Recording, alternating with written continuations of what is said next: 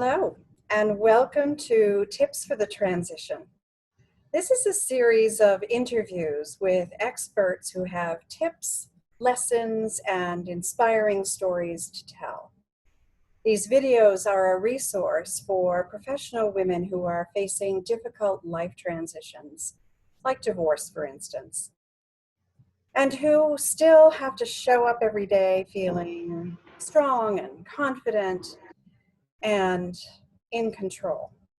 The topics we'll chat about in these videos may give you a new perspective or teach you something you maybe haven't thought about before, or allow you to feel like someone knows exactly what you're going through. We're here to help you take off the mask and inspire you to thrive for life. So today, my guest is ShaRon Rea. She is a champion for outstanding family relationships. She's an author, she's an inspirational speaker, and founder of the Whole Family Coaching. Her joy and purpose in life and family coach is to educate and inspire parents and children and adults to live together with love, respect, and cooperation. She's a compassionate and skilled expert in parenting solutions for parents raising teens, co-parenting after divorce, and for every caregiver committed to raising happy, well-adjusted children of any age. ShaRon's passion is to make the world a better place, led her to creating the global movement, No Judgment, Just Love, encouraging us to see beyond our first impressions, move from negative to positive, and treat each other with respect and kindness. And I know ShaRon pretty well now, and I know she lives her life by No Judgment, Just Love. So I welcome you, ShaRon. Thank you so much for being with me today. Good morning, Maria. Very happy to be here. Great, thank you. You know, I love the topic we're going to talk about today because it gets to the crux of what I hear from so many women. And it's their struggle about parenting after divorce and whether they're going to be good moms or not. So I would love to get right into the meat of this with you, ShaRon. How deeply does poor co-parenting communication really affect the children? Maria, that is a fantastic question that I had to personally uncover for myself. So I feel through my divorce and as a professional coach, I have an insight that is an interesting one. When we get divorced, there's a lot of pain, whether we are the one divorcing or we are the one being divorced. And we don't always have enough peripheral vision to really see what our children's response to that is. We're so involved in our own communication, our own hurt, our own wanting to win, our own trying to get what we think we need, that we don't realize our children are watching. And what we do affects how they see us as a person. It affects how they see their other parent through our eyes. And it also teaches them how we feel it is appropriate to communicate. So the deep effects on children are if they see us in anger, in resentment, they take on those feelings. And not only do they deliver their own communication that way back to us, sometimes we go, where did they learn that? But also in their own relationships with other people. They don't have the skills of knowing who they are and knowing what they want because they haven't been modeled by the people they care about the most. So it creates an unsafe place for them when we're constantly arguing with our former spouse. They don't learn how to roll with the ups and downs of life because we haven't shown them that. Yeah. They learn from the parent that is perceived by them as being bullied. They learn how to bully. And the parent that is weaker in their eyes, they learn how to be bullied.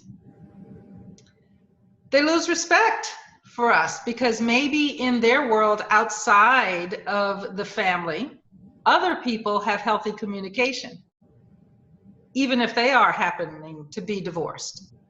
So they look upon us as, well, what's up with my family? Why can't they move forward like I see other families moving forward?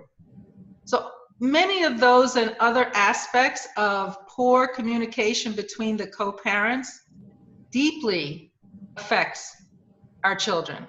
And if we haven't taken the care with ourselves, we can't really see that, nor learn how to help them. That's so powerful, ShaRon. The idea of modeling the behavior we want our children to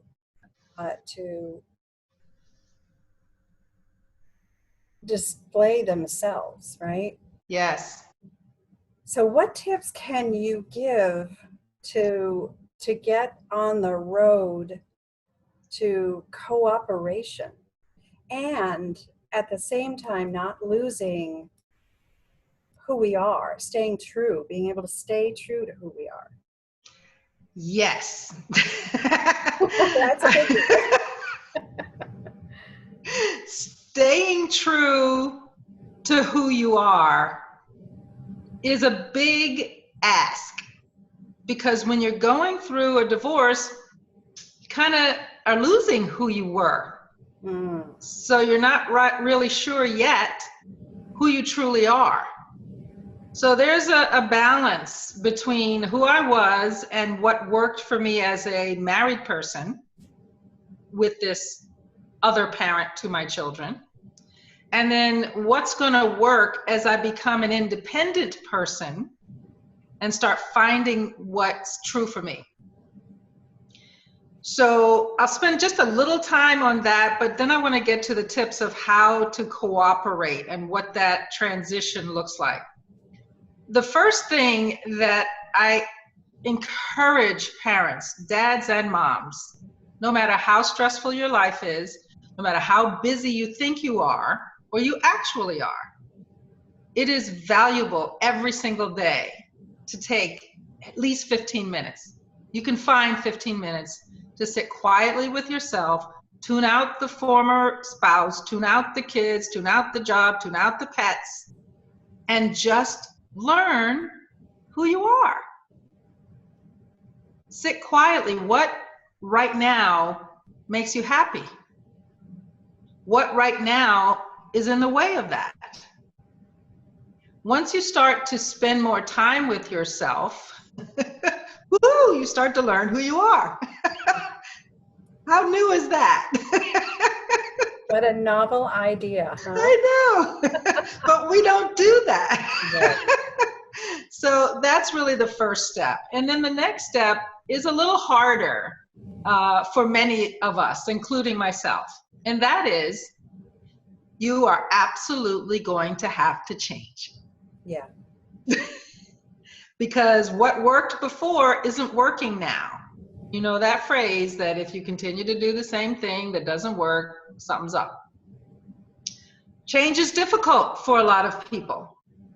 And the change that you want to see has to start with you, which feeds into that resentment place.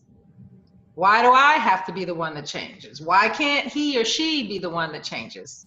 Yeah. Well, the real simple reason is you have 100% control over you and not that much over somebody else.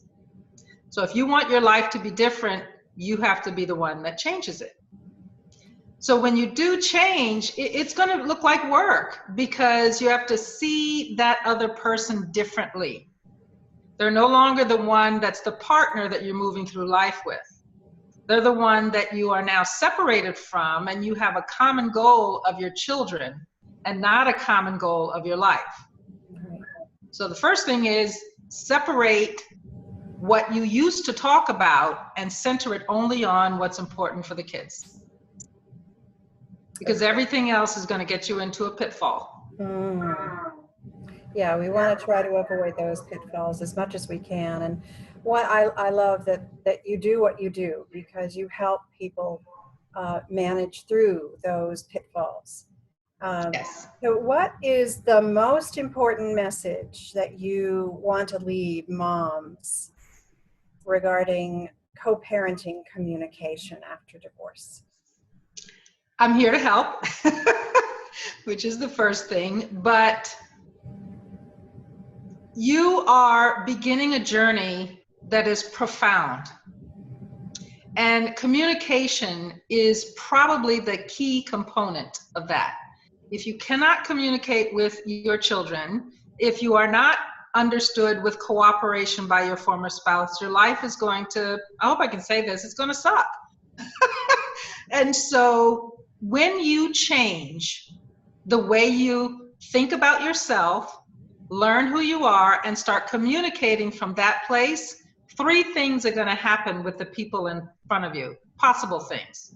The first is they're going to say, what's up? She's different. So now I'm going to fight back because I want her to still be that weak person that I could run over before. Well, if you're no longer willing to fight, they're going to get tired because fighting by yourself is not fun. Right. Or they will shift and change with you because now you're presenting something different to them, your children or your former spouse. Then you've achieved peace in your home. Or they'll just stop talking to you altogether. And there you can, a good thing. That might be a good thing. Yeah. Right. I love, you have a quote that I love, and I want to share it if you don't mind. Yes, please. You have said, co-parenting, it's not a competition between 2 homes. It's a collaboration of parents doing what is best for the kids. Absolutely. And doing that, Maria, with no judgment, just love. Yeah, indeed. So I would love to share with our audience the free gift that you are offering to them today. Would you like to share about that? Oh, sure. I have a downloadable gift for you, which is co-parenting communication blocks. What is it that you are doing? Because remember, we have to start with ourselves. That is stopping that other person or your teenagers, if you're raising teenagers. Yes. Or any child in your view. There's what you are doing sometimes blocks them from responding to you well, hearing you at all. So these tips will give you a little checklist for you to be honest with yourself in your home. Nobody has to see, so you can choose to change. And I love that you created it as a top 10 list. Yes. And you're counting down from 10. And when you get to number 1, that's going to be very interesting.